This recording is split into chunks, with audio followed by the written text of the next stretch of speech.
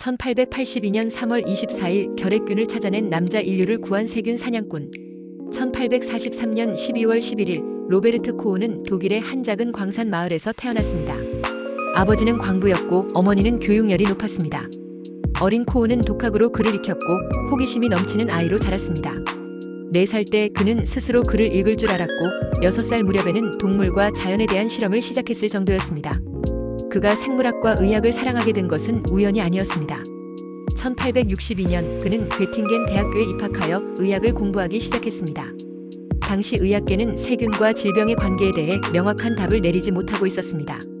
질병은 도대체 어디에서 오는가? 그는 이 질문의 답을 찾기로 결심했습니다. 코우는 작은 마을의 군의관으로 일하며 농부들이 가축을 잃는 모습을 지켜보며 결심을 했습니다. 이 병은 어디에서 오는 것인가? 그는 직접 실험을 시작했습니다. 1876년 그는 탄저병의 원인이 보이지 않는 생명체라는 것을 드디어 증명해 보였습니다. 현미경을 통해 보인 것은 바로 세균이었습니다. 코우는 건강한 동물에게 탄저균을 주입했고 동물들은 병에 걸린다는 것을 확인했습니다. 이 실험을 통해 세균이 질병을 일으킨다는 것이 처음으로 입증되었습니다. 그의 연구는 당시 의학계를 충격에 빠뜨렸죠. 19세기 유럽, 결핵은 가장 치명적인 질병이었습니다. 백색 죽음이라고 불렸던 이 병은 전 세계에서 수백만 명을 죽이고 있었습니다. 의사들은 결핵의 원인을 찾을 수 없었고 치료법도 없었습니다. 결핵의 정체를 밝혀야 한다. 코우는 목숨을 걸고 연구에 몰두했습니다. 1882년 코우는 결핵 환자의 조직을 채취해 연구하기 시작해서 수많은 실패 끝에 그는 특수한 염색 기법을 사용해 결핵균을 찾아냈습니다. 이것이 결핵을 일으키는 세균이다. 1882년 3월 24일 코우는 결핵균을 발견했다고 공식 발표했습니다.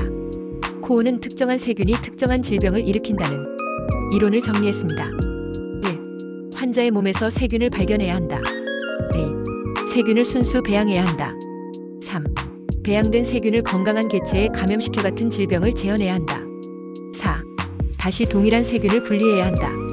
이것이 바로 코우의 법칙입니다. 그의 연구는 현대의학의 토대를 만들었습니다. 코우의 발표 이후 전 세계 의학자들이 그의 연구를 찬양하였고 사람들은 결핵의 원인을 알게 되었고 치료법 개발이 시작되었습니다. 그러나 코우의 싸움은 끝나지 않았습니다. 코우는 결핵 치료제를 개발하려 했지만 치명적인 실수를 저질러고 말았습니다. 그는 투버쿨린이라는 물질이 결핵을 치료할 수 있다고 발표했지만 그러나 몇 달 후 이것이 결핵 치료에 효과가 없다는 것이 밝혀졌습니다. 그는 의학계의 신뢰를 잃었고 실패를 인정해야 했습니다. 하지만 포기하지 않고 코우는 콜레라균을 발견하며 또 한 번 인류를 구했습니다. 위생과 공중보건의 개념이 확립되었고 감염병 예방이 가능해졌습니다. 1910년 5월 27일 그는 심장마비로 세상을 떠났습니다. 하지만 그의 연구는 인류에게 남겨졌습니다. 코우의 연구는 현대의학의 기초가 되었고 결핵 연구는 계속되어 1940년대에는 결핵 치료제가 개발되었습니다. 그의 업적은 지금도 계속되고 있었습니다. 그는 인류를 구한 세균 사냥꾼이었습니다. 구독과 좋아요는 영상을 제작하는 데 큰 힘이 됩니다.